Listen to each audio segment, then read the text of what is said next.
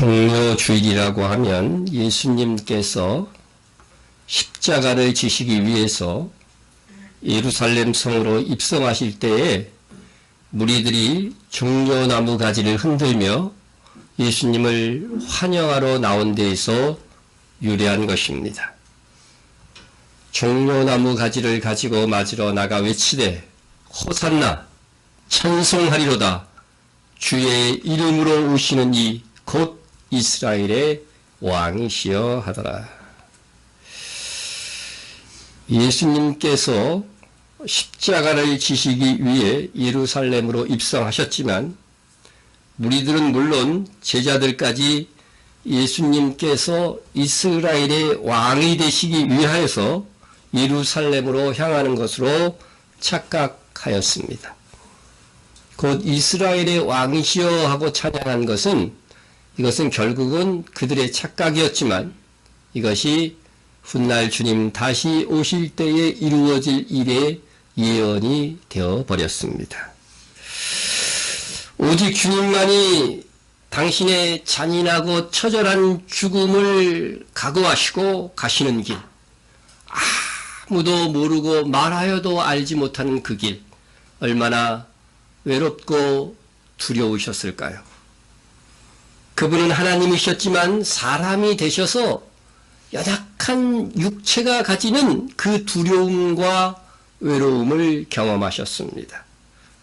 오늘은 예수님께서 이 외롭고 쓸쓸한 길을 결심하시고 예루살렘으로 입성하셔서 십자가를 지시기 전까지 행하시던 일들 중에 선별하여 간략간략하게 말씀을 드리며 교훈을 얻고자 합니다.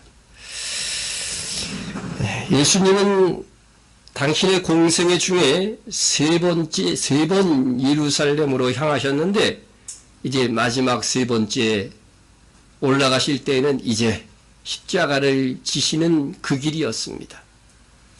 예수께서 승천하실 기약이 차감해 예루살렘을 향하여 올라가시기로 굳게 결심하시고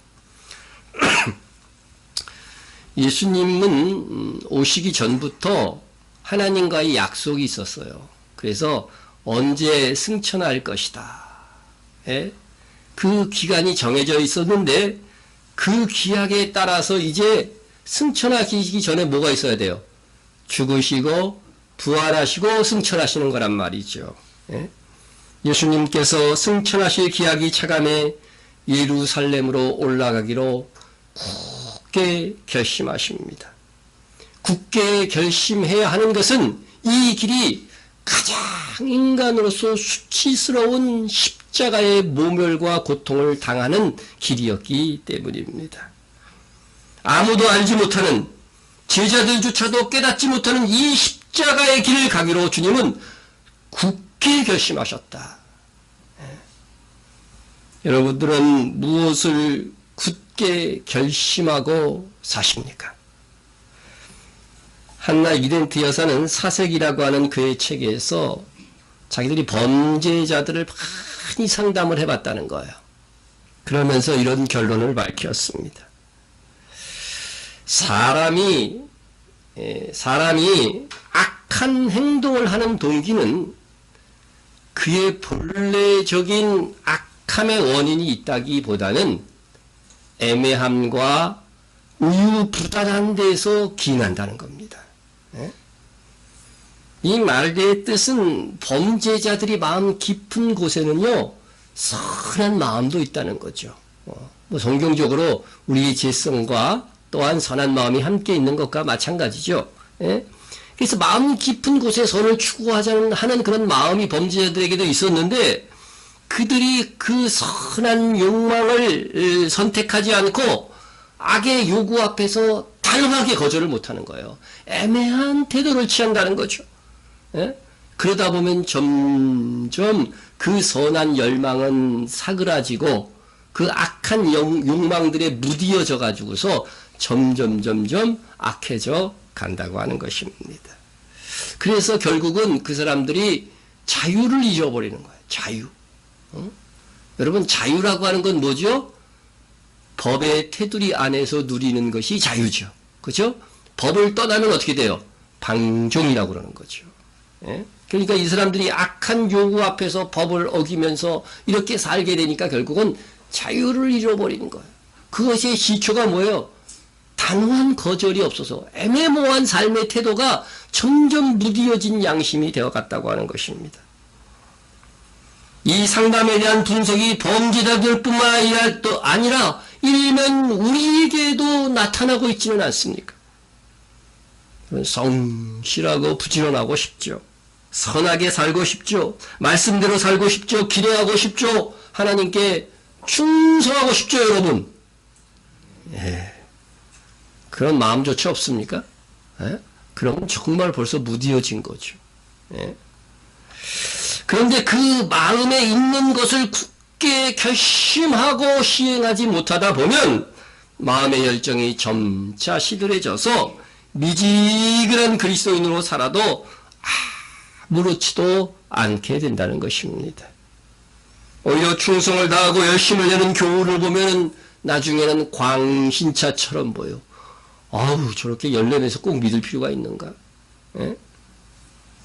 엘리야 선지자는 이스라엘 백성에게 이렇게 말했습니다. 너희가 어느 때까지 둘 사이에서 머뭇하려느냐? 여호와가 만일 하나님이면 그를 따르고 바알이 만일 하나님이면 그를 따를지니라 하니. 엘리야가 백성들에게 더 이상 머뭇거리지 말라고 그랬어요. 예? 하나님을 섬기든 바알을 섬기든 분명히 하라고 합니다.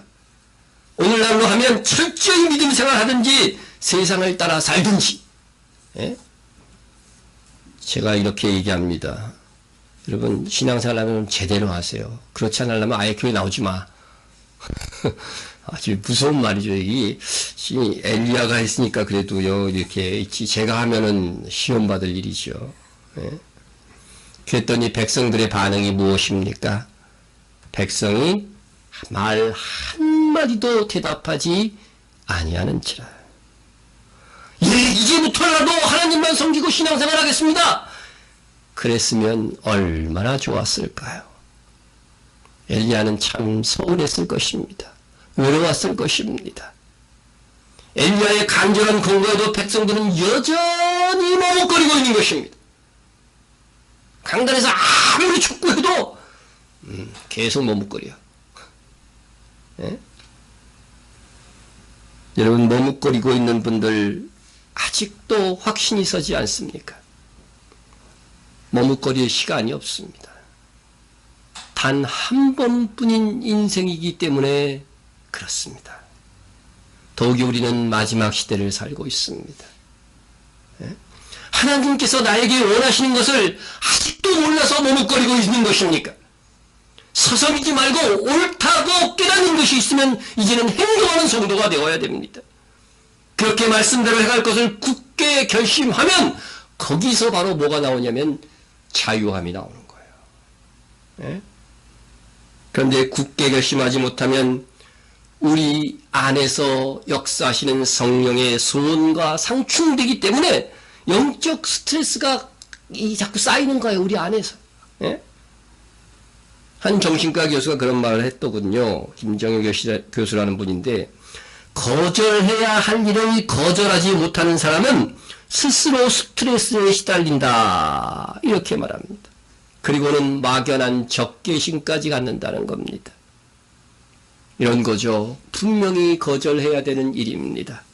그럼에도 거절하지 못하고 끌려가 놓고는 그가 나를 망쳐놓았다고 적개심을 가지고 산다는 겁니다.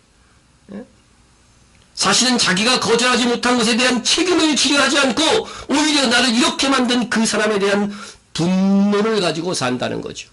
그게 곧 스트레스라는 거예요. 예? 정중히 거절할 수 있는 사람이 되어야 됩니다. 그런데 거절할 일을 정중히 거절하지 못하고 스스로 스트레스에 빠지는 겁니다. 우리 마음에는 악과 선이 공존합니다.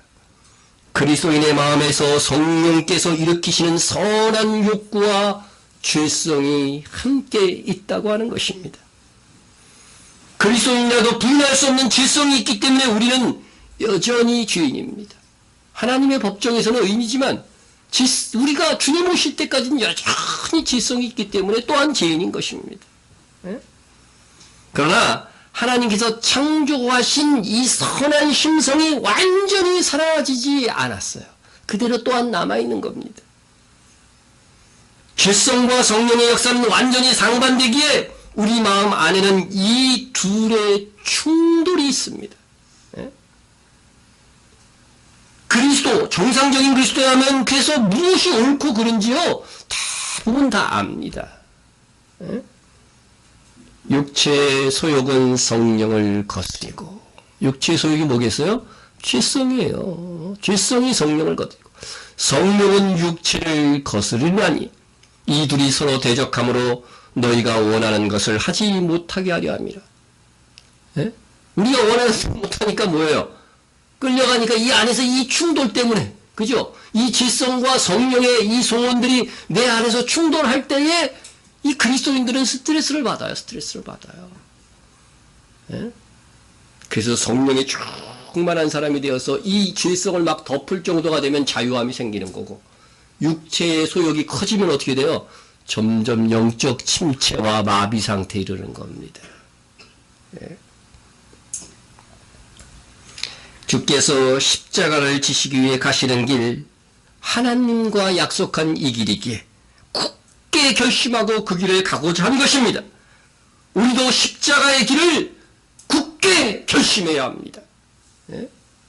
그래야 죽음처럼 승천, 휴거할 수 있고 그 나라에서 주와 함께 다스리는, 주와 함께 보좌에 앉아서 다스리는 영광을 쟁취할 수 있는 겁니다. 여러분이 이 믿음이 있다고 한다면 지금 이 말씀을 들을 때 굳게 결심해야 돼요. 예? 주님께서 분명히 주님이 친히 약속하셨어요.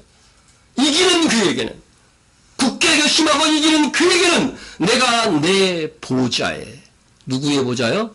주님의 보좌에 함께 앉게 하여 주기를 내가 이기고 아버지의 보좌에 함께 앉은 것과 같이 하리라. 예, 왕은 누구세요? 아버지 하나님이었어요. 예수님이 십자가를 짐으로 어떻게 됐어요? 하나님 아버지와 함께 보좌에 앉은 거예요. 예? 하나님의 나라는요, 나누면 50씩 50씩 되는 게 아니라 나누면 여전히 100씩 갖는 거예요. 예? 그래서 우리도 어떻게 돼요? 우리도 이기는 삶, 다시 말해서 예수님처럼 십자가의 삶을 살고 나면 어떻게 된다는 거예요? 예수님과 함께 보좌에 앉아서, 그죠? 10거울을, 그 사람의 공적에 따라서 한 거울, 어떤 사람은 5거울, 어떤 사람은 10거울을 다스리는 그러한 자리에 처하게 될 것이라고 하는 것입니다. 이 약속을 따라서 우리가 주와 함께 앉아서 보좌에 앉아서 다스리기 위해 지금 우리가 어떻게 해야 돼요? 굳게 결심하고 십자가의 길도 마다하지 않는 우리가 되어야 하는 것입니다. 그런데 십자가의 길을 가는 것이 정말 참 신자의 길이거늘 그것을 굳게 결심하는 성도들이 많지 않습니다. 그래서 하늘의 영광을 쟁취하는 사람들은 적은 겁니다. 그리로 가는 자가 적으니라. 예. 예수님께서 십자가를 각오하시고 예루살렘으로 올라가시기를 굳게 결심하기 직전에 제자들에게 예수님께서 가시는 이 길이 무슨 길? 십자가의 길임을 분명히 하셨습니다. 예? 누가복음 9장에 보면 인자가 많은 고난을 받고 장로들과 대지상들과 서기관들에게 버림받아 죽임을 당하고 제3일에 살아나야 하리라. 누가복음 9장에서 주님께서 십자가의 길, 승천할 기약이 다가가면 십자가의 길을 가기로 굳게 결심하셨다고 했는데 그 직전 역시 누가복음 9장에서 이걸 선언하셨어요. 이미 인자가 많은 고난을 받고 서기관들에게 버림받고 죽임을 당하고 제3일에 살아나야 하리라. 주님은 제자들에게 이 부활에까지, 십자가뿐만 아니라 부활까지 다 말씀하셨습니다. 그리고 그것을 듣는 무리들에게 무엇이라고 교훈했냐면은 내가 십자가의 길을 가니까 너희는 형통하리라 이렇게 말씀하지 않았다는 사실입니다. 이어서 하신 말씀을 보세요. 또 무리에게 이르시되 뭐든지 나를 오려거든 자기를 부인하고 날마다 제 십자가를 지고 나를 따를 것이니라. 난 예수 믿는데 왜 이렇게 그냥 골치 아픈 인간들이 주변에 있고 골치 아픈 일들이 있고 부담해야 될 일들이 이렇게 많은가? 이건 당연한 겁니다. 주님이 뭐라고 그러죠? 제 십자가가 다 있다는 거예요. 사람들마다. 똑같지 않아. 근데 그 사람의 상황과 환경 속에서 다 자기가 지고 가야 할 십자가가 있다는 것이죠. 이것을 지고서 나를 따를 것이니라. 나도 지금 그 길을 갈 것이니까 너희들은 나의 이 모본을 따라서 너희들도 자기 십자가를 지고 나를 따를 것이니라고 말씀하신 겁니다. 그래서 우리도 주님처럼 굳게 결심해야 되는 것입니다. 오늘 우리가 불렀던 찬송 중에 환난이 와도 핍박이 와도 주님만 위해 살게 하소서. 고통이 와도 죽음이 와도 주님만 위해 살게 하소서. 그렇게 찬양했습니다. 우리에겐 정말 이런 각오가 필요합니다. 정말 그렇게 사는 것이 자기를 부인하고 십자가를 지고 주님을 따르는 길입니다. 그런데 성령 충만하지 않으면 예수님을 위해 사는 것이 아니라 자기를 위해서 예수를 믿습니다. 오늘날 정말 대부분의 그리스도인들이 이제는 그렇게 된 것 같아요. 자기를 위해서 예수를 믿어요. 이후 제자들은 예수님께서 예루살렘으로 향하는 길에서 예수님께서 예루살렘에서 당하실 일들을 2번이나 더 말씀하셨어요. 그러니까 총 3번. 우리가 흔히 말하는 말로 마태복음 기준으로 보면 3~4번을 얘기를 하신 거예요. 3번째 말씀하신 걸 한번 봅니다. 보라, 우리가 예루살렘으로 올라가라니 인자가 대제사장들과 서기관들에게 넘겨짐에 그들이 죽이기로 결의하고 이방인들에게 넘겨주. 이방인이 누구예요? 빌라도잖아요. 넘겨주어 그를 조롱하며 채찍질하며 십자가에 못 박게 할 것이나 제3일에 살아나리라. 이 말씀을 하셨음에도 불구하고 제자들은요, 이 말씀이 도대체 뭘 의미하는지 잘 몰랐어요. 보십시오. 이 말을 너희 귀에 담아두라! 담아두라! 이렇게까지 얘기해서 귀에 좀 담아두라는 거죠. 인자가 장차 사람들이 손에 넘겨지려 하시되 그들이 이 말씀을 알지 못하니. 그 마음속에 안 뒀다는 거죠. 체험적으로 알지 못했다는 뜻이니까. 이는 그들로 깨닫지 못하게 숨긴 바 되었습니다. 또 그들은 이 말씀을 묻기도 두려워하더라. 깨닫지 못했으면 질문이라도 해야 될 거 아니에요. 묻기도 두려워하더라. 제자들은 예수님의 십자가의 길이 숨긴 바 되었습니다. 무엇 때문에 제자들에게 예수님의 십자가의 길이 숨긴 바 된 것일까? 무엇 때문에? 제자들의 관심은 자기들이 차지할 영광, 자기들이 출세할 것, 그것이 그들의 최대의 관심사였어요. 예수님을 여태까지 따라다닌 것이 뭐예요? 자기를 위해서 예수님을 따라다닌 거예요. 예수님을 위해서 사는 삶은 그들이 성령 받고 나서예요. 그들이 따라다닌 그것은 뭐예요? 예수님을 믿음으로 자기들이 번성하기 위해서. 그러니까 예수님의 십자가의 길을 가는데 보세요. 같은 누가복음 9장에 이렇게 돼 있어요. 제자 중에서 누가 크냐는 변론이 일어나니. 제자들은 예수님께서 예루살렘에서 고난을 당하시고 죽으실 것을 말씀하셨는데 오히려 예수님이 왕이 될 것이라고 여기고 그때에 과연 누가 큰 자리를 차지할 것이냐를 두고서 다투고 있었던 거예요. 여러분 복음서에서 왜 제자들이 누가 크냐 이거 다툰 걸 그 배경을 알아야 돼요. 주님이 십자가 지러 가시는데 예루살렘 가면 왕이 될 거 이렇게 믿었던 거예요. 그러니까 누가 더 큰 자리? 이학문 국무총리, 별 볼일 없는 그런 중소기업부 장관 이런 거 말고 아주 그런 큰 거 있잖아요. 기획재정부 장관 이런 거 차지하려고 했던 거예요. 이것이 바로 십자가 없이 하늘 영광을 차지하겠다는 신자들의 모습인 것입니다. 예수님께서는 하늘 영광을 어떻게 얻어요? 십자가를 통해서 얻는 것을 이 길을 통해서 몸소 지금 보여주고 계시는 거예요. 그런데 제자들은 십자가 없이 뭐만 누리겠다? 영광만 누리겠다고 하는 그 모습 그대로 가고 있는 것입니다. 그때 주님은 어린아이 하나를 데려다가 자기 곁에 세우시고 말씀하십니다.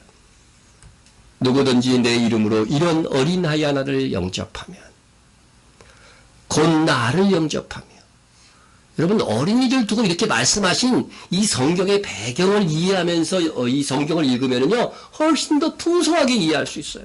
제자들이 누가 크냐 하는 이것은요, 주님의 십자가의 그 길에서 주님이 왕이 될 줄 알고 그 영광을 차지하려고 했는데 그 영광을 누가 차지하느냐, 어떤 사람이 차지하느냐, 그것을 알려주기 위해서 어린아이들을 그들 가운데 세운 거죠. 이 어린아이를 영접하면 곧 나를 영접하며, 또 누구든지 나를 영접하면 곧 나를 보내신 이를 영접함이라. 너희 모든 사람 중에 가장 작은 그가 큰 자니라. 누가 큰 자냐고 하는 이 싸움 속에서 누가 가장 큰 자냐? 너희 모든 사람들 중에 가장 작은 자로 여기는 게 뭐예요? 섬기는 거죠. 섬기는 거죠. 작은 자가 되어서 섬기는 거죠. 예? 십자가의 길은 하나님이신 예수님께서 가장 낮아지는 거예요. 예?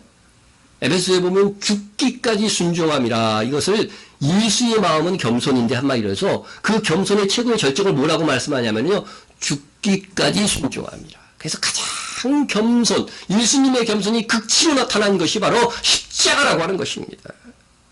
우리도 모든 사람들 중에 가장 작은 자로 섬기는 것이 십자가의 길입니다. 우리 성도들이 있지만요, 자기 속으로 우습게 보는 성도가 한 명이라도 있으면요 회개해야 됩니다. 내가 가장 작은 자다, 내가 섬기는 자다, 이렇게 마음을 먹어야 됩니다. 예? 천국에서 큰 자가 여러분 되고 싶습니까? 그러면은요 낮아지셔야 됩니다. 예? 주님께서 십자가로 겸손히 우리를 섬겼듯이 우리도 낮아져서 섬김의 삶을 굳게 결심해야 됩니다. 그러면 천국에서 큰 자가 됩니다. 예수님께서 감난산 벳박에 이르렀을 때입니다. 이제 예루살렘으로 입성하시는 거죠. 입성하신 거죠. 두 제자가 이러한 지시를 합니다. 두 제자에게 이런 지시를 합니다. 너희는 맞은편 마을로 가라. 그리하면 곧 매인 나귀와 나귀 새끼와 함께 있는 것을 보리니 풀어 내게로 끌고 오라. 만일 누가 무슨 말을 하거든 주가 쓰시겠다라. 그리하면 즉시 보내리라 하시니. 여러분, 주님께서 나귀를 타고 오신 것도요, 정말 이 전체적인 이 예수님이 예루살렘으로 올라가는 그 길에 있었던 일들을 이해하게 되면은요, 다 이유가 있는 거예요. 예? 스가랴 선지자가 예언한 대로 예루살렘에 들어가실 때에 예수님께서는 뭘 타고 올라가셔요? 나귀를 타고 올라가실 것을 말씀해 주신 것입니다. 그래서 그 스가랴의 예언이 이루어졌다고 말합니다. 이는 선지자를 통하여 하신 말씀을 이루려 하심이라. 이르렀을 때 시온의 딸에게 이르기를 네 왕이 내게 임하나니 그는 겸손하여 나귀 곧 몽에 매는 짐승의 새끼를 탔도다 하라 하였느니라. 이분은 이미 왕이에요. 다시 오실 때 왕자에 앉지만 이미 왕임에도 불구하고 처음 겸손의 극치인 십자가를 지시기 위하여서 겸손의 상징인 뭐를요? 나귀를 타고 오셨다는 것입니다. 예? 세상의 왕들은 자기 영광을 나타내기 위해서 대부분 고대에 뭘 타고 왔어요? 말이나 병거를 타고 다 입성합니다. 자기 영광을 나타내기 위한 일입니다. 그러나 주님은 겸손하여 나귀 새끼를 타고 그분이 다시 오실 때에는 만왕의 왕이 되어 다스릴 예루살렘으로 입성하시는 것입니다. 예? 만왕의 왕이 되어 다스릴 그 예루살렘으로 처음 입성하실 때는 뭐예요? 나귀를 타고 겸손하게 입성하십니다. 그러나 그날에 다시 오셔서 입성할 그때에는요, 영광과 찬란한 모습으로 등장하실 것입니다. 입성하실 것입니다. 예. 나귀 타고 겸손하게 등장하시지만 다시 오실 때는 어떻게 해요?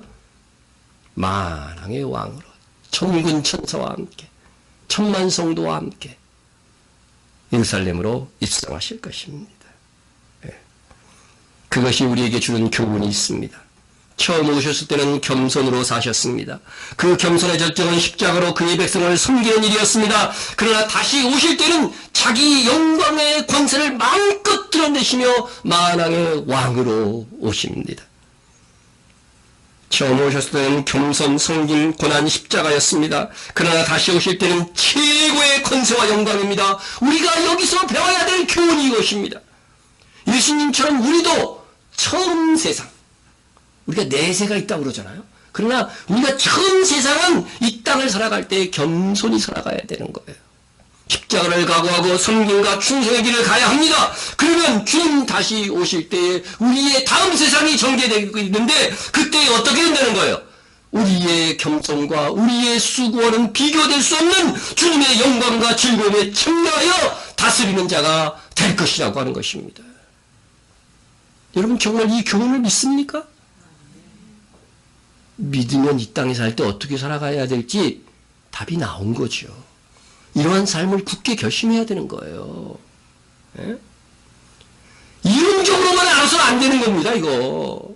예? 정말 우리는 그렇게 사셔야 합니다. 주님께서 나귀 새끼를 타고 예루살렘에 입성한 것은 진정한 승리가 힘의 천국에 있는 것이 아니라 겸손과 봉사로 이 세상을 섬기는 것임을 알게 하시기 위함이었습니다. 우리 겸손합시다. 십자가의 길을 가겠다고 굳게 결심합시다.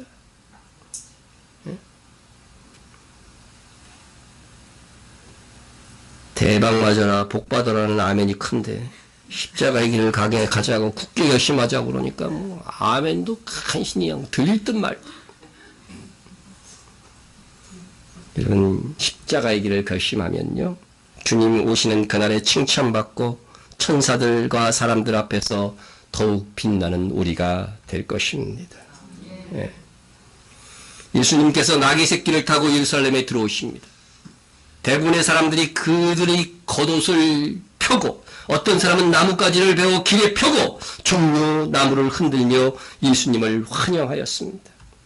앞에서 가고 뒤에서 따르는 무리가 소리 높여 이르되 호산나! 무슨 뜻이에요, 호산나가? 우리를 구원하소서. 우리를 구원하소서. 예? 예수님이 구원자라고 하는 거죠. 호산나 다윗의 자손이여 찬송하리로다. 주의 이름으로 오시는 이여. 가장 높은 곳에서 호산나 하더라. 여러분, 호산나는 우리를 구원하소서라고 하는 뜻이었습니다. 주의 이름으로 오시는 이가 누구예요? 예수님이라고 하는 것입니다. 이는 예수님께서 그리스도이심을 인정하는 환영송입니다. 여러분, 이스라엘 사람들은 무식한 것 같아도 구약 성경은 거의 다 알고 있어요. 그러니까 그 제자들이 무식한 것 같아도 어떻게 돼요? 그를 알지 못하는 자인 줄 알았다가 사도행전에 나오잖아요. 그래도 성경에 대해서는 듣고 배우거든, 어릴 때부터. 시편 118편에 예언된 메시아송에 대해서 그들이 알고 있기 때문에 이렇게 외치는 거예요. 시편 118편 25절 26절에 보면 여호와여 구하옵나니 이제 구원하소서. 여호와여 우리가 구하옵나니 이제 형통케 하소서. 이제 구원하소서, 이 말이 뭐예요? 호산나라는 뜻이에요. 그것을 알고 있었기 때문에 이들이 예수님이 예루살렘 들어오실 때 호산나를 외친 겁니다. 그 다음에 뭐라고 그랬어요? 여호와의 이름으로 오는 자가 복이 있으며 여호와의 이름으로 오는 자, 그가 주의 이름으로 오시는 이여 하고 찬양한 거죠. 그가 메시아라고 하는 사실들을 잘 알고 있습니다. 지금 이어는 건축자들이 머린 머퉁이 똘 하면서 이어지는 말씀이기 때문에 명백하게 예수님에 대한 예언이고 메시아에 대한 예언입니다. 예? 여러분, 그래서 그들은 예수님을 뭐로 인정한 거요? 그리스도. 예? 히브리어로 말하면 메시아임을 인정하고 예수님을 환영하는 겁니다. 우리 임금이다, 우리 왕이다 노래한 것입니다. 예? 그러나 이 예언은 이날 성취된 것으로 끝난 것이 아닙니다. 하나님의 예언은 참으로 신비해서 거의 마지막 때에 반복적으로 이루어집니다. 주님 다시 오실 때에도 감람산 벳바게에서 예루살렘으로 예수님은 다가오실 것입니다. 예수님은 십자가를 지기 위해 분명 감람산을 거쳐 예루살렘으로 입성하셨습니다. 다시 오실 그날도 그러할 것입니다. 주님의 재림을 예언한 스가랴 14장에 보면은요, 예수님의 발이 어디에, 어느 산에? 감람산에 서실 것이라고 예언하셨습니다. 물론 사도행전에도 나오지만요. 그날에 그의 발이 예루살렘 앞 곧 동쪽 감람산에 서실 것이요. 네. 그때 유대인들은 초림 때처럼 주의 이름으로 오시는 이여 하면서 예수님을 환영하게 될 것입니다. 이 일이 똑같이 반복적으로 일어날 것이라고 하는 것입니다. 이에 대하여 예수님은 직접 십자가를 지시기 전에 예언까지 해놓으셨습니다. 보십시오. 내가 너에게 이르노니 이제부터 너희는 찬송하리로다 주의 이름으로 오시는 이여 할 때까지 나를 보지 못하리라 하시니라. 방금 전에, 조금 전에, 예? 주의 이름으로 오시는 이여 했어요, 그들이. 그런데 다시 한번 너희 유대인들이 주의 이름으로 오시는 이여 할 때가 있을 것이다 하고 하는 거죠. 그때까지 너희는 나를 보지 못하리라. 예. 유대인들에게 하신 말씀입니다. 예. 그러니까 예수님께서 이제 죽으시고 부활 승천하신 이후에는 그들이 유대인들은, 그죠? 제자들은 예수님을 봤지만 그 대부분의 유대인들은 예수님을 볼 수 없을 것이지만 장차 재림하셔 감람산에서 예루살렘 성으로 다시 입성하실 터인데 그때의 유대인들은 찬송하리로다 주의 이름으로 오시는 이여 환영하게 될 것이라고 하는 예언입니다. 그들이 신약 성경을 믿게 되고 예수님을 믿게 된다고 한다면 이 말씀을 그들은 기억하겠죠. 기억하겠죠. 그러면은 정말로 주님이 재림하여서 예루살렘으로 입성하실 때에는 이렇게 노래하게 될 것이라고 하는 것입니다. 그러니까 예수님이 재림해서 입성하실 때는 온 이스라엘 사람들이 뭐를 믿고 있는 거예요? 예수님을 믿고 있는 상태가 될 것이라고 하는 겁니다. 예.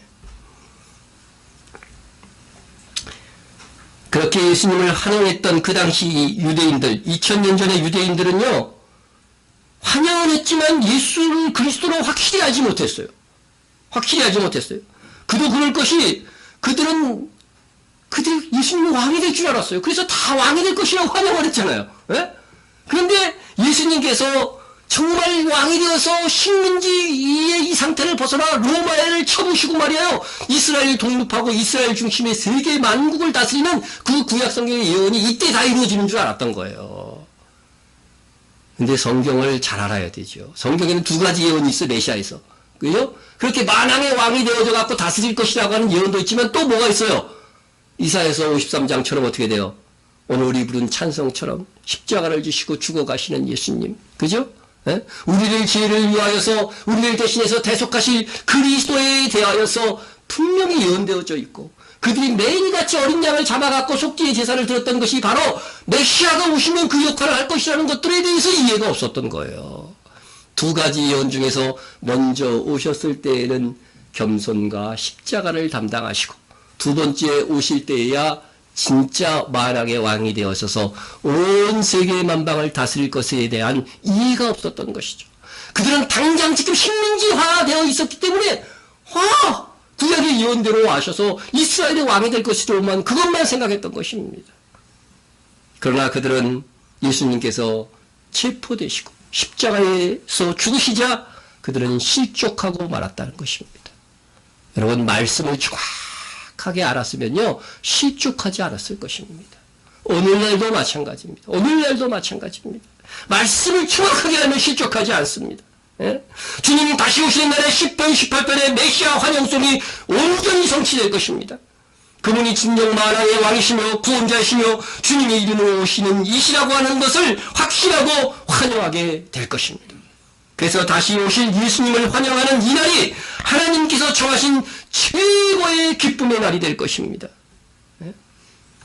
건축자가 버린 돌이 집모퉁이의 머릿돌이 되었나니 건축자의 버린 돌이 누구예요? 건축자가 버린 돌이 예수님. 이건 예수님이 오셔서 직접 하신 말씀이니까 여러분 다른 해석도 필요 없습니다. 예? 건축자가 버린 돌이 집의 모퉁이의 머릿돌이 되었나니 이게 언제 모퉁이의 머릿돌이 되는 겁니까? 예? 다시 오시는 날. 예? 이는 여호와께서 행하신 것이요 우리 눈에 기이한 바로다. 물론 우리의 구원에 이미 모퉁이의 머릿돌이 되시긴 되셨죠. 그러나 진정 모퉁이의 머릿돌, 성전의 모퉁이의 머릿돌이 되는 그때는 예수님께서 재림하실 때입니다. 이 날은, 재림하시는 그날, 이 날은 여호와께서 정하신 것이라. 여호와께서 그날을 정하실 거리라고 하는 것이죠.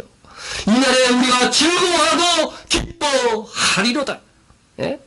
건축자들이 보낸 예수님께서 모퉁이가 되어 되시는 그날, 다시 오시는 그날에 우리는 찬송하시로다. 주의 이름으로 오시는 이여 환영하게 될 것인데, 이 날은 여호와께서 정하신 최고의 축제의 날이 될 것입니다. 예? 인류 역사상 가장 복된 감격의 시간이 될 것입니다. 예? 이날에는 유대인들뿐만 아니라 우리도 즐거워하고 기뻐하게 될 것입니다. 정말 이때 정말 할렐루야를 외쳐야 되는 거죠. 할렐루야. 예?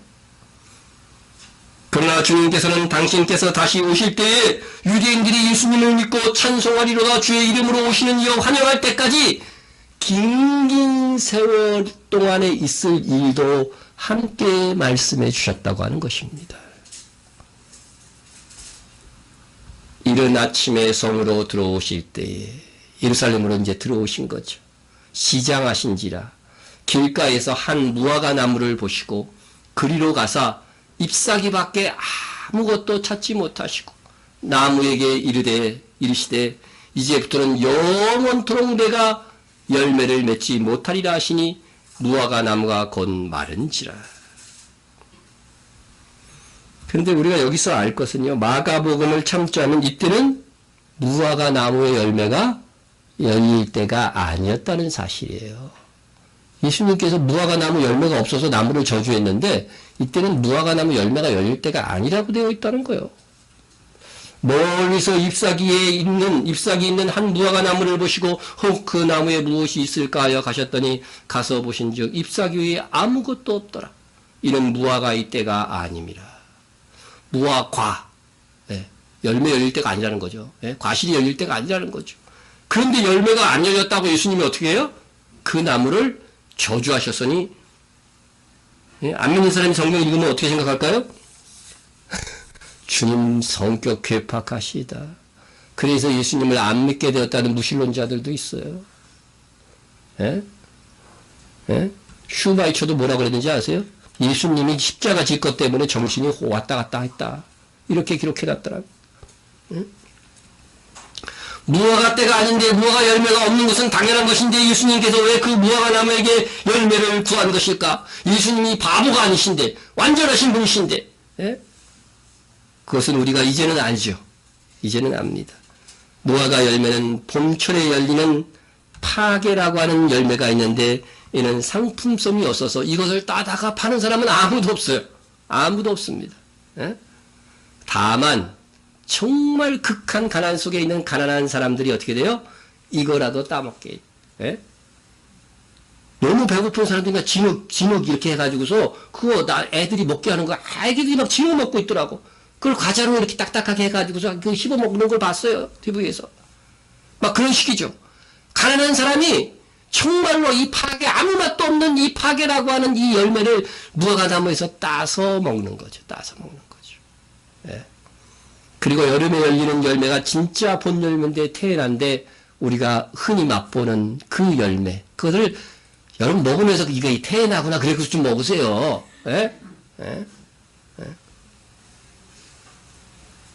겸손하신 예수님께서 뭘 구하셨어요?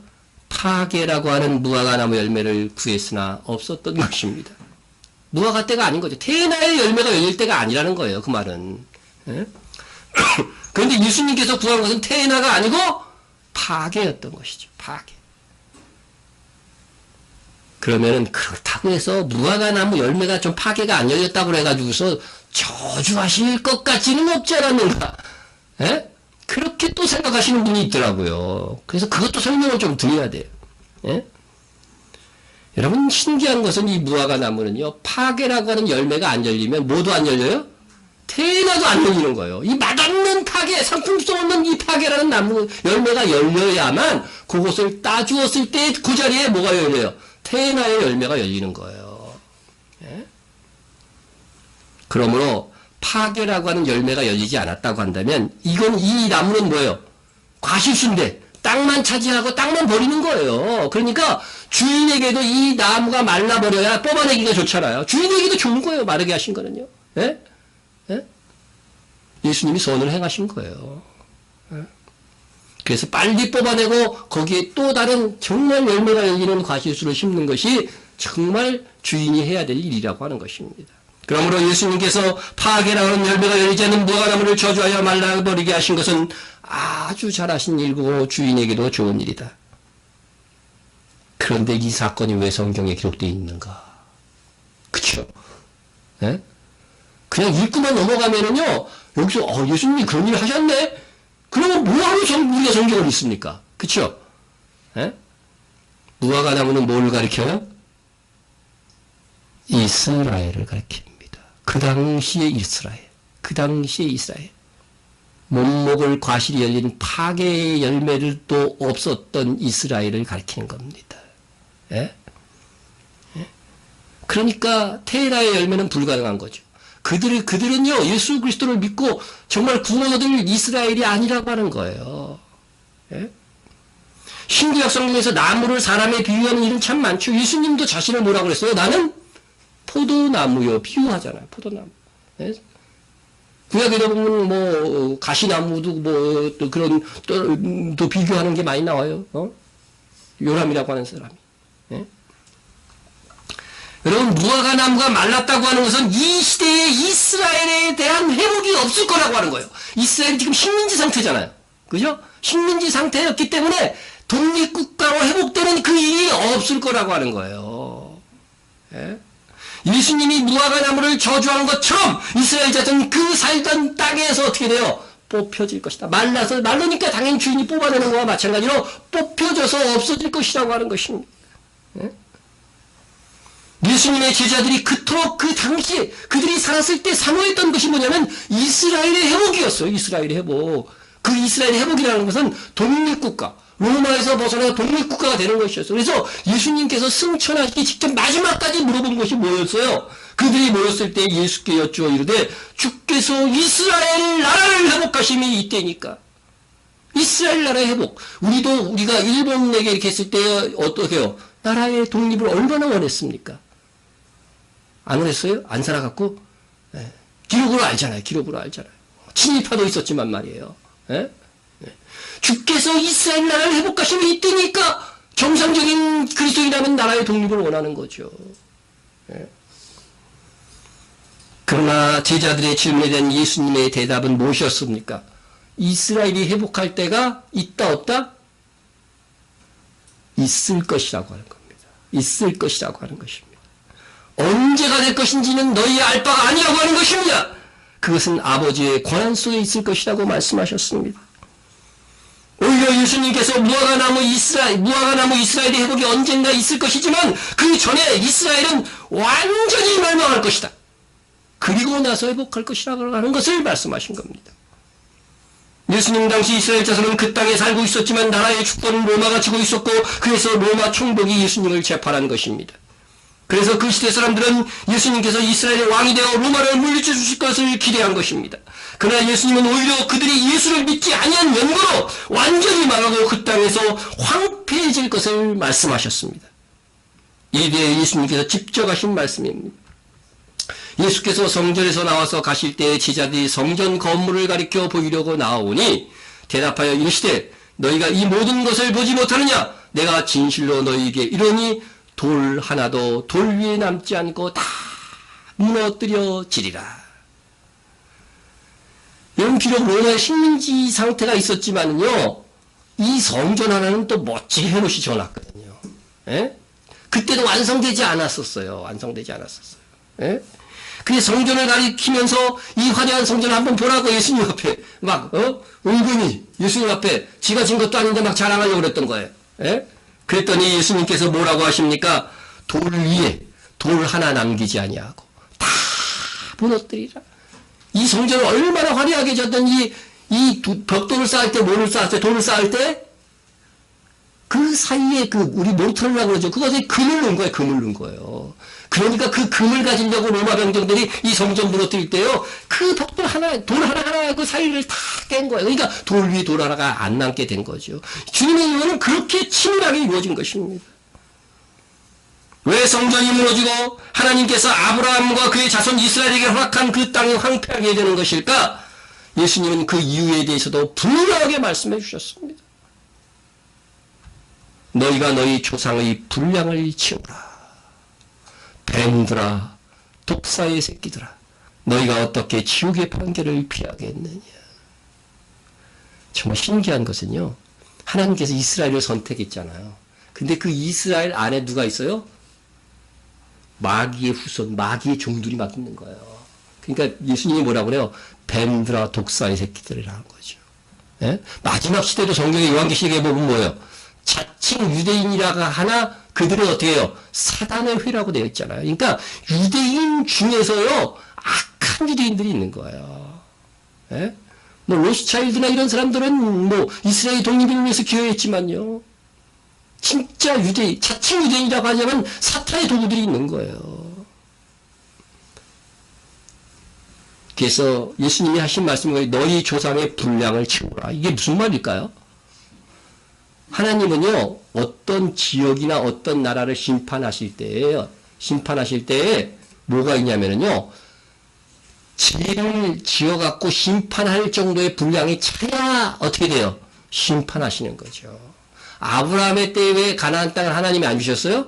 그들의 죄의 분량이 안 찼다는 거예요. 멸망받을 만큼 분량이 안 찼다는 거죠. 그리고 이제 이스라엘 백성이 돌아올 때 말이죠. 포로 생활 430년을 끝내고 돌아올 때는 가나안 민족이 그렇게 잔악하게 막 어린아이까지 다 죽이려고 한 이유는 뭐예요? 그 정도로 그 지역에 죄가 관영했다고 하는 거죠. 하나님의 심판으로 그렇게 하는 거죠. 이스라엘 사람들도 심판되는데 너희가 아직 분량이 안 찼으니까 너희 조상의 분량을 채우라고 하는 거죠. 선지자들 죽이고 말이죠. 그렇게 했던 그 분량을 채우라고 하는 거죠. 예? 보십시오. 그러므로 내가 너희에게 선지자들과 지혜 있는 자들과 서기관들을 보내매 너희가 그 중에서 더러는 죽이거나 십자가에 못 박고 그 중에 더러는 너희를 회당에서 채찍질하고 이 동네에서 저 동네로 달아다니며 박해하리라. 조상의 분량을 너희들이 어떻게 채울 것이냐? 이것까지 주님이 다 예언해 버렸어요. 예? 박해하리라. 이건 미래형이에요. 미래형이요. 너희 조상들이 한 게 아니라 이제 너희 조상들의 분량을 이렇게 너희가 채우게 될 것이라고 하는 겁니다. 예? 그러니까 사도들 중에서, 제자들 중에서 십자가 못 박혀 죽은 사람이 있어요? 없어요?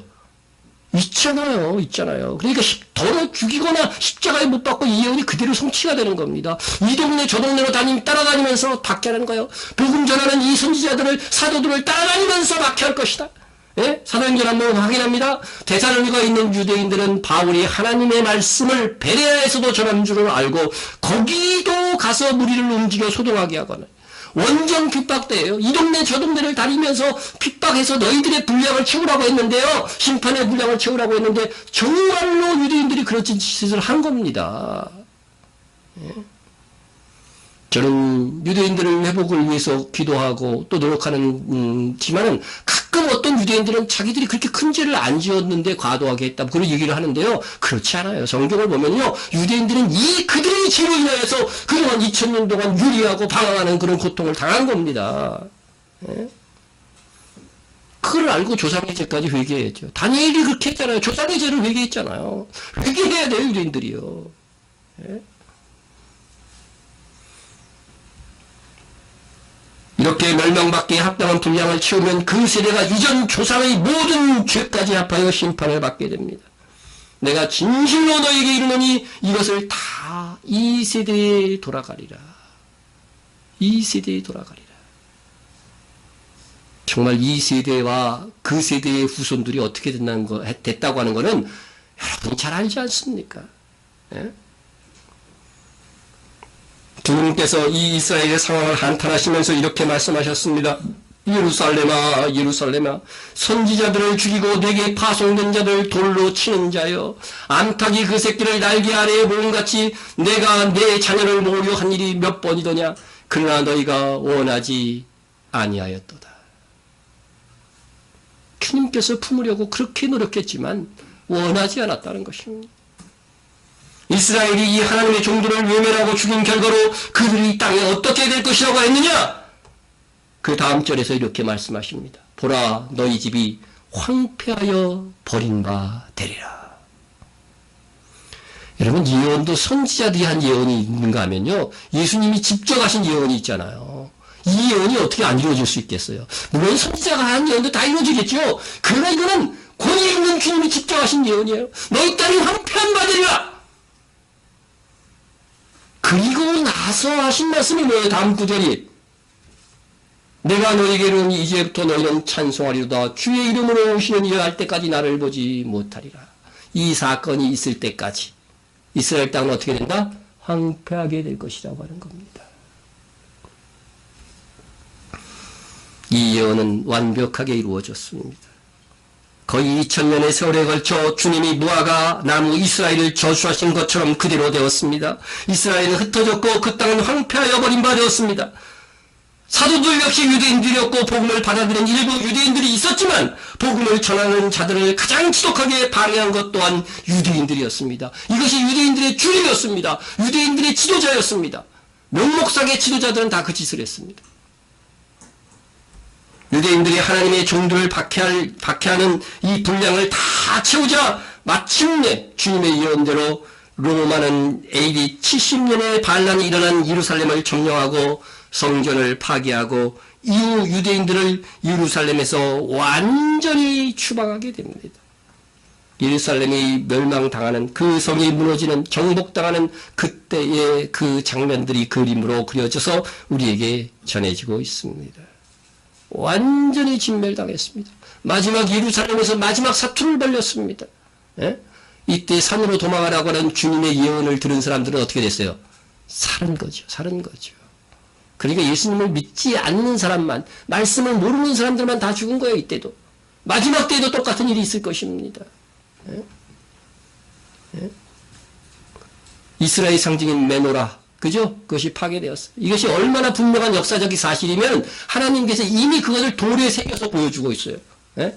이게 바로 티투스, 이때 디도 장군이라고도 하죠. 이 티투스 장군이 예루살렘을 멸망시켰는데 후에 이 사람이 예루살렘의 로마의 황제가 됩니다. 그가 개선하면서 개선할 때의 그림 장면을 이게 부조에 남겨놓은 거예요. 이게. 그래서 확실히 메노라, 성경에서 말하는 메노라가 어떻게 생겼는가 하는 것을 확실하게 알 수 있죠. 진설병, 대모 이런 것들도 좀 다 이렇게 그려져 있어요. 정말 성전에서 가장 중요한 이 기구들을요, 그림이 다 만든 거잖아요. 이걸 가지고 전 승리했다고 하면서 들어가는 거죠. 로마로 들어가는 그 장면들이 이 기록을 통해서 우리가 예수님이 황폐하게 되려고 하는 그 예언이 그들이 이루어졌음을 역사적인 자료를 통해서도 우리가 확인할 수 있는 것입니다. 유대인들은 로마 각지로 뿔뿔이 흩어져서 살게 됩니다. 예? 그 이후에 133년에 로마 유대인 반란이 한 번 더 일어나요. 그래서 유대인들은 그 지역에 살지 못하도록 포교령을 내립니다. 그래서 다 흩어지는 것입니다. 이후 그 땅은 로마에서 이슬람 제국이 정복하게 됩니다. 예? 거기에서 또 이제 유럽 십자군이 아주 일시적으로 승리해서 점령한 적도 있어요. 이때 유럽 십자군들도요, 여전히 유대인들은 어떻게 됐어요? 박해했습니다. 유대인들은 얼마나 죽였는지요. 왜? 막 이게 유대인들을 그냥 벽에다 던져서 이렇게 부딪혀서 죽게 했다는 기록이 있고, 예? 말바꾸기에 핏물이 이렇게 고였다고 돼 있었어요. 그러니까 유럽 십자군들도요, 유대인들을 엄청나게 죽인 거예요. 왜? 이 사람들은 니들이 십자가에 못 박혀 죽였다. 예? 그 다음에 나중에 오스만 제국이 지금의 터키죠. 예? 오스만 제국이 점령했어요. 오스만 제국이 아주 오랫동안 점령을 했죠. 예? 오스만 제국의 시책이 뭐였냐면은 이 가나안 땅, 이스라엘 땅이었던 이 땅, 지금 팔레스타인 땅으로 불리는 그 땅에 나무의 세금을 물렸어요. 나무 한 그루 심으면 세금 얼마, 두 그루 심으면 얼마. 예? 그러니까 어떻게 돼요? 거기에 그대로 살려면 어떻게 돼요? 뭐를 잘라내야 돼요? 세금 들리려면 나무를 잘라내야 되는 거예요. 그 도시에도 막 세금을 물리니까요, 산에서 다 나무를 잘라냈어. 그러니까 어떻게 되겠어요? 그 땅이 더욱 황폐하게 되는 거죠. 참 기가 막힌 방법을 통해서 주님의 예언이 성취가 되지 않습니까? 예? 예?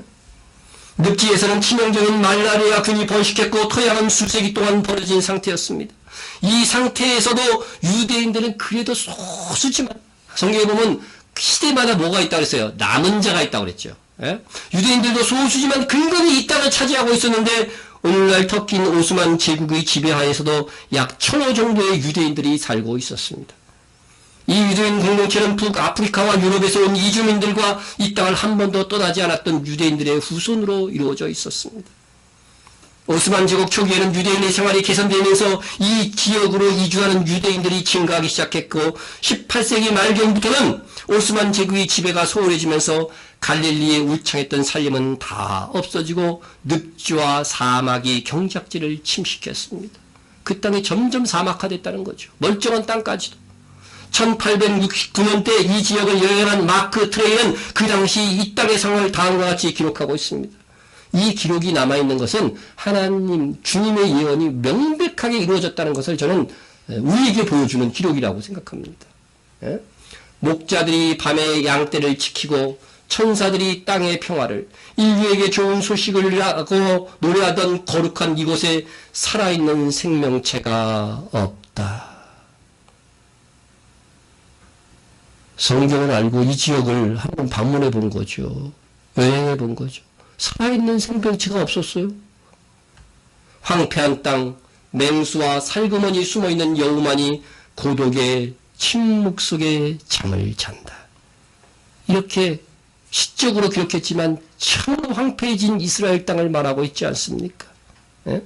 마크 트레인의 이 가나안 땅의 여행 기록이 예수님의 황폐하여 버림받으리라는 예언이 얼마나 철저하게 이루어졌는지를 증명하고 있습니다.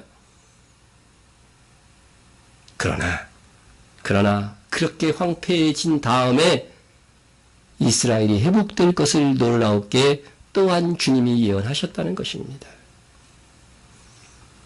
무화과 나무 이스라엘이 회복될 때가 있을 거라는 거죠. 무화과 나무의 비유를 배우라. 그 가지가 연하여지고 잎사귀를 내면 여름이 가까운 줄 아나니. 무화과 나무는 이스라엘이라고 하였죠. 이스라엘이라고 하였죠. 무화과 나무가 연하여지고 잎사귀를 내면 여름이 가까운 줄 안다고 했습니다. 이 말씀은요, 이스라엘이 회복되면 뭐가 가까운 줄 알라? 끝이 가까운 줄 아는 거예요. 여름은 끝을 의미합니다. 왜냐하면요, 예?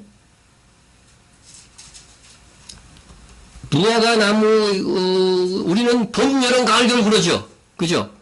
예, 봄, 여름, 가을, 겨울. 계절의 첫 번이 봄이라고 생각합니다. 그러나 이스라엘은 뭐가 첫 번이에요? 이스라엘은 신년이 언제예요? 봄, 여름, 가을, 겨울 중에. 나팔절이라고 그랬잖아요. 그죠? 나팔절이 뭐예요? 언제 지켰어요, 우리? 가을에 지켰잖아요. 가을에. 가을, 겨울, 봄, 여름이에요. 그러니까 여름이 계절의 끝이기 때문에 여름 하면은 끝이라고 하는 의미를 갖고 있어요. 끝이라는. 그리고 발음도 이상하게 여름이라는 단어가 끝이라는 단어와 거의 비슷해요. 예? 예. 그래서 여름이 가깝다는 것은 마지막이 가까웠다는 뜻입니다. 예? 주님은 그래서 이렇게 말씀하셨습니다. 그 가지가 연하여지고 잎사귀를 내면 여름이 가까운 줄 알아니 이와 같이 너희도 이 모든 일을 보거든 인자가 가까이 곧 문 앞에 이른 줄 알라. 예. 여러분, 무화과 나무 이스라엘이 독립국가가 되면 인자가 문 앞에 이른 줄 알고 가까이 올 날이 다가왔다는 것을 알라고 주님이 친히 말씀해 주셨어요. 예수님이 다시 오신 날이 이스라엘의 회복을 보는 너희는 뭐래요? 이제 코앞이라는 거, 코앞이라는 거죠. 예? 여기서 알아야 할 것은 이 무화과 나무가 연하여지고 잎사귀를 내는 시기가 파괴의 열매가 열릴 때입니까? 아니면 태나의 열매가 열릴 때입니까? 예? 파괴죠. 가지가 연하여진다는 건 뭐예요? 봄이잖아요, 봄. 예? 그때 가지가 연하여지고 싹을 내는 것은 봄에 있는 거지 여름에 있는 일이 아니에요. 그때는 이미 잎사귀는 무성해 있는 상태죠. 다시 말해서 파괴의 이스라엘은 뭐예요? 예수님을 안 믿는 상태로 이스라엘이 독립하는 거예요. 그래서 점차 어떻게 해요? 테이나의 열매를 맺는 이스라엘로 바뀌어져 갈 것이라고 하는 거죠. 그 사명이 우리에게 있는 거예요. 예? 자, 그래서 파괴란 본 열매가 아니며 먹을래 먹지 못하는 열매입니다. 그러므로 이는 상징적으로 예수 그리스도를 믿지 않는 상태로 무화과 나무 이스라엘이 회복될 것을 말씀하고 있는 것입니다. 예? 여름이 되면 곧 예수님이 오실 때 끝이 되면 이스라엘은 태나의 열매로 맺혀질 것입니다. 예? 주님께서 말씀하셨습니다. 파괴 곧 예수님을 믿지 않는 상태로 이스라엘이 나라의 주권을 가지고 회복하는 것을 보는 세대는 마지막 주님이 다시 오심을 보는 세대가 될 것이라고 하는 것입니다. 그런데 우리가 그것을 봤어요? 안 봤어요? 시대가 그걸 봤잖아요. 내가 진실로 너에게 이르노니 이 세대가 무화과 나무의 회복을 보는 이 세대가 지나가기 전에 이 일이 다 일어나리라. 마태복음 24장에 예언된 그 일이 그때 다 이루어지는 거죠. 예? 이 세대라고 하는 것은요, 이스라엘이 독립국가로 세워지는 것을 보는 세대입니다. 보는 세대. 예?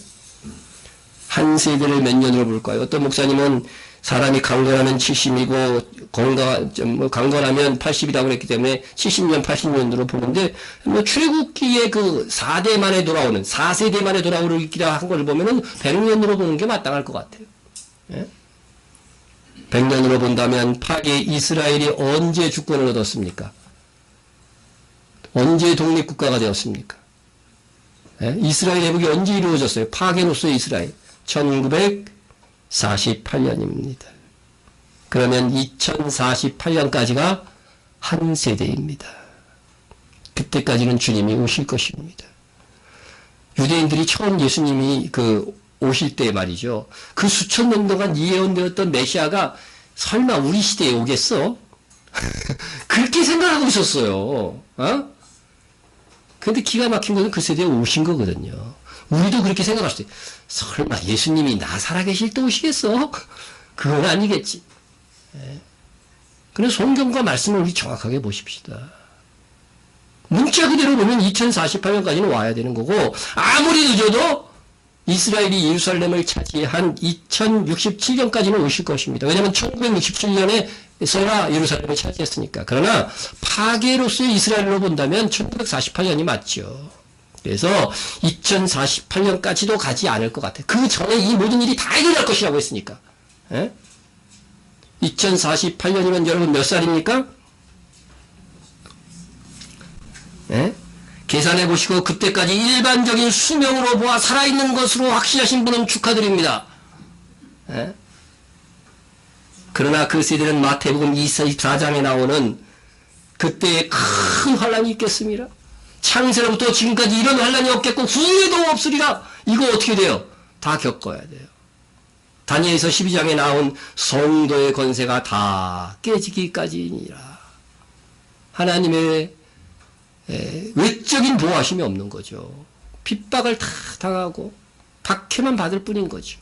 그러나 우리가 그때 믿음을 지켜야 되는 거죠. 지켜야 되는 겁니다. 여러분, 저는 그때까지 살아있을지 없을지 간당간당합니다. 건강관리 잘해서 주님 오실 때까지 살고 싶습니다. 정말 그 세대는 인류 역사를 통해요. 정말 구약의 성도들과 신약의 성도들이 훨씬 더 큰 은혜를 입었잖아요. 그런데 마지막 주님 오실 때의 세대는요, 큰 환란을 통과하던 통과하지 않던 가장 빛나는 세대가 될 것입니다. 계시록을 해석하시는 분들 중에요, 환란을 겪지 않고 휴거될 것이라고 하는 분들도 있어요. 그러나 환란을 겪든 안 겪든 마지막 세대를, 주님 다시 오시는 세대를 목격하는 그 세대가 어떻게 돼요? 가장 복된 세대인 겁니다. 그래서 어떻게든지 건강관리 잘 해주셔갖고 이공명 권사님이 힘드실 것 같지만 다른 분들은 또 예상외에 어떤 상황이 일어날지는 모릅니다. 120살 사시면 또 이렇게 오늘 주님께서 십자가를 지러 가는 길을 굳게 결심하셨다고 했습니다. 우리도 부활이 있기 전의 생은 우리가 주님처럼 십자가를 지는 삶을 살아야 됩니다. 부활이 있기 전에 생은 걸어야 되는 거죠. 아무든지 나를 따라오든 자기를 부인하고 날마다 제 십자가를 지고 따를 것이니라. 여기서 아무든지라고 하는 말은 뭐예요? 예외가 없다는 거예요. 이해가 없다는 거예요. 예? 누구나 다 예수님을 믿는 자라고 한다면 자기 욕망을 부인하고 주께서 자기에게 주신 십자가가 있을 것인데 그것을 지고 따르라고 하는 것입니다. 오히려 없다면은요, 그가 하나님의 백성이 아닌 증거일 수 있어요. 아닌 증거예요, 확실하게. 나는 너무 편하게 살다가 편하게 살다가 죽었어. 이건 부자, 그죠? 나사로와 부자 비유에 나오는 구원받지 못한 부자와 똑같은 셈이잖아요. 반드시 내가 져야 될 자기의 십자가가 있어요. 그것을 기쁨으로 지고 가세요. 예? 그것을 제대로 못 지고 나가면 자기 본능에 따라서 살면 어떻게 된다고요? 예? 만일 그 악한 종이 마음에 생각하기를 주인이 더디오리라 하여 주님이 재림하실 것이 아직 멀었다고 생각하여 동료들을 때리며 술 친구와 더불어 먹고 마시게 되면 생각지 않은 날 알지 못하는 시각에 그 종의 주인이 이르러 어미 때리고 의식하는 자가 받는 벌에 처하리니 거기서 슬피 울며 이를 가르리라. 지금 딱 우리 시대에 맞는 말씀이에요. 이 말씀이에요. 예? 그러나 착하고 충성되던 주님 다시 오실 때 빛날 것입니다. 이러므로 너희도 준비하고 있으라. 생각지 않은 때에 인자가 오리라. 오늘 우리 시대에 주시는 말씀입니다. 이스라엘 무화과 나무에 독립이 있는 이 시기에 주시는 말씀이에요. 이게 바로 충성되고 지혜 있는 종이 되어 주인에게 그 집사람들을 맡아 때를 따라 양식을 나눠줄 자가 누구냐? 예? 주는 다시 오실 것을 준비하는 충성되고 지혜 있는 종은 그 집사람들에게 때를 따라 양식을 나눠주는 자라고 했습니다. 때를 따라 양식을 나눠준다는 것은 아침, 점심, 저녁 주는 겁니까? 예? 양식은 항상 뭐였어요? 말씀이거든요, 말씀이. 그런데 그냥 말씀, 이 영혼의 양식은 뭐냐면 때를 따라입니다, 때를 따라. 예? 때를 따라 나눠주는 종이 충성되고 지혜 있는 종이라고 하였습니다. 그러므로 저는 말씀을 전하되 때를 분별하고 전해야 되는 거죠. 예? 우리 세대가 대환란과 죽음을 맞이할 세대라고 하는 것을 전하는 것입니다. 이스라엘이 테라의 열매, 곧 예수 그리스도를 믿을 수 있도록 돕는 사역을 할 때인 것을 전하는 것입니다. 여러분도 때를 따라 신앙생활을 해야 됩니다. 나이에 따라서 때를 따라 일하기도 해야 하겠지만, 기쁨에 따라 일을 하기도 해야 되겠지만, 이 시대를 알고 때에 맞는 자신의 비전과 삶의 계획을 세워나가야 하는 것입니다. 여러분 꼭 여러분들의 신앙을 잘 다짐해서 우리 중 상당수가 주님 맞이하는 휴고가 있는 가장 빛나는 세대가 될 것은 틀림없습니다. 거기서 정말 빛나고자 한다면 정신을 차리고 근신하여 주의 정결한 신부가 되어야 됩니다. 평안이 있을 때에 훈련하고 힘을 축적한다면 환난을 견딜 뿐만 아니라 다른 성도들을 도울 수 있기까지 강해질 수 있습니다. 이 말씀을 설교로 마감하겠습니다. 만물의 마지막이 가까이 왔으니, 여러분, 만물의 마지막이 가까이 올수록 정말 우리 때에 필요한 말씀입니다. 만물의 마지막이 가까이 왔으니 어떻게 하라고 합니까? 네? 이걸 지식적으로 알기만 하면 아무 소용이 없죠. 그러므로 너희는 정신 차리셨어요? 정신을 차리고 근신하여 기도. 일주일을 살면서 한 번도 좋아지고 기도한 적이 없다면 회개해야 됩니다. 근신하여 기도하라. 그리고 어떻게 하라고요? 주님의 계명은 사랑이잖아요. 무엇보다 뜨겁게 서로 사랑할지니. 어떻게 사랑하라고요? 뜨겁게, 열불나게 사랑하세요. 열렬히 사랑하세요. 사랑은 허다한 죄를 덮니다. 남의 죄 까발리고 다니는 사람은 마지막 세대의 성도가 아닌 거예요. 예? 덮어주고 어떻게 해서든지 격려해서 주님 안에서 거할 수 있도록 우리가 함께 힘써줘야 됩니다. 또 이어서 무슨 말? 서로 대접하기를 원망 없이 하고. 나는 대접해줬는데 지는 내가 10번 사면 한 번은 살 것이지. 이런 원망하면 안 됩니다. 내가 10번 다 살 수 있으면 더 행복한 거죠. 각각 은사 받은 대로 하나님의 여러 가지 은혜를 맡은 선한 청지기 같이 서로 봉사하라. 봉사하되 뭐예요? 하나님이 주신 은사를 따라 하라는 거죠. 예? 마지막 한 말씀 더 봅니다. 사랑하는 자들아, 너희를 연단하고 오는 두 시험을 이상한 일 당하는 것 같이 이상하게 여기지 말고. 시험이 있다는 거죠. 그거 이상하게 여기지 말라는 거죠. 내가 예수 믿는데 왜 이러나? 내게 왜 이런 일이 일어났나? 예? 오히려 너희가 그리스도의 고난에 참여하는 것으로 즐거워하라. 그렇게 되면 어떻게 된다고요? 그렇게만 지금까지 한 말씀 잘 지키면 이는 그의 영광을 나타내실 때, 다시 말해서 예수 그리스도께서 다시 오실 그때에 너희로 즐거워하고 기뻐하게 하려 함이라. 헌신하라. 순교자의 삶을 살아. 제가 지겹게 얘기했죠. 에? 여러분을 위한 말씀입니다. 그날에 즐거워하고 기뻐하게 되기 위해서 여러분 지금 그것을 하나님의 말씀으로 강조하는 것입니다. 십자가의 삶을 결심할 수 있는 여러분이 되시기를 주의 이름으로 축원합니다. 통성으로 한번 기도합니다. 굳게 결심하고 십자가의 길을 가도록 기도하시기 바랍니다. 마지막 시대임을 깨닫고 근신하여 기도, 사랑, 봉사, 헌신하는 삶을 살도록 어떤 불시험도 이겨내며 그리스도인으로 당하는 손해나 고난을 즐거워하게 하소서. 그날을 바라보면서 나라 민족을 위해서 기도해 주시고 이스라엘의 회복을 위해서 기도하시고 우리가 지원한 선교사들을 위해서 기도해 주시고요. 교회와 성도 간의 중보를 위해서 기도합니다. 다 같이 통성으로 기도합니다. 사랑하는 하나님 아버지 감사합니다. 주님 십자가의 길을 굳게 결심하셨습니다. 나도 굳게 결심하기를 원합니다. 우리 성도들 모두가 굳게 결심하기를 원합니다. 십자가의 길을 아버지의 비껴가는 자가 되지 않게 하여 주옵소서. 주님께서 우리에게 주신 각자의 십자가의 길을 기쁨으로 달려가고 즐거움으로 달려가게 하여 주옵소서. 그날의 소망을 바라보며 달려가게 하여 주시옵소서. 마지막 시대임을 깨닫게 하여 주옵소서. 주님 다시 오신 날이 문 앞에 이르러라고 한 이 말씀, 우리 시대에 적용되는 말씀인 것을 깨닫게 하여 주옵소서.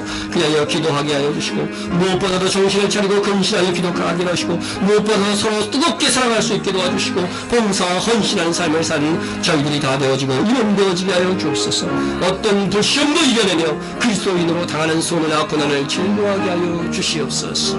아버지 하나님이여 또한 이 나라의 민족을 주님께서 기억하여 주시고 이 나라가 아버지를 주님의 보호 가운데 주님의 사랑 가운데 주님의 울타리 가운데 있게 하여 주시고 이스라엘의 회복을 위해서 기도합니다. 그 땅에 예수 그리스도를 영접하는 사람들이 많아지게 도와주시고 우리의 지원이 그의 아름다운 역할을 감당케 하여 주옵소서. 우리가 주 안에서 보낸 선교사들이 있습니다. 주변에 실린 그 이름들 주님께서 기억하여 주시옵시고 주님의 나라를 위하여 헌신 충성하게 하여 주시고 우리의 지원이 헛되지 아니하도록 도와주시옵소서. 또한 우리 교회를 사랑하여 주시고 마지막 시대에 깨어있는 성도, 작지만 강한 교회가 되기로 하시고 더욱더 성장하는 힘있는 교회가 되기로 하시고 우리 성도를 한 사람 한 사람 긴 붙들어 주시기를 간절히 빌고 원합니다. 거룩한 성도들, 깨어있는 성도들 되어지게 하여 주시기를 간절히 빌고 원합니다. 마지막 시대를 분별하고 청원을 결단하고 결심하며 사는 성도들 다 되게 하여 주옵소서. 예수님의 이름으로 기도드립니다. 아멘. 겸손과 섬기심으로 이 땅에 평화를 가져오신 사랑의 주님, 주님께서 온 인류에게 평화를 주시기 위해 2000년 전 예루살렘에 입성하시며 찬송과 영광을 받으시던 그 주님을 오늘 저희도 여기에서도 맞이할 수 있게 하시니 그 큰 은혜와 사랑을 감사합니다. 오늘 저희도 평화의 왕으로 오신 주님을 호산나 다윗의 자손이여 찬송하리로다 주의 이름으로 오시는 이여 가장 높은 곳에서 호산나 외치며 찬양하였습니다. 주님이 나귀 새끼를 타고 예루살렘에 입성하신 것은 진정한 승리가 힘의 정복에 의한 것이 아니라 겸손과 봉사로 이 세상을 섬기는 것임을 알기 위함임을 믿습니다. 그런데 저희는 섬김을 받으려 하고 귀족같이 대접받으려고 하는 데만 힘썼던 것은 아닌지 되돌아봅니다. 진정으로 섬김의 삶을 살지 못한 저희를 꾸짖어 주시고 십자가에 달리기까지 철저히 섬기셨기를 원하셨던 주님처럼 저희들도 끊임없이 낮아지는 주님의 자녀가 될 수 있도록 은혜를 베풀어 주시옵소서. 주님의 피로 차신 교회도 주님을 본받아 서로 섬기는 공동체가 되게 하시고 진정으로 주님을 닮아가는 교회 되게 하옵소서. 그래서 주님 다시 오실 때 모두가 즐거워하고 기뻐하는 신부가 되게 하옵소서. 우리를 구원하시기 위해 이 땅에 오신 예수 그리스도의 이름으로 기도드립니다. 아멘. 우리 다 같이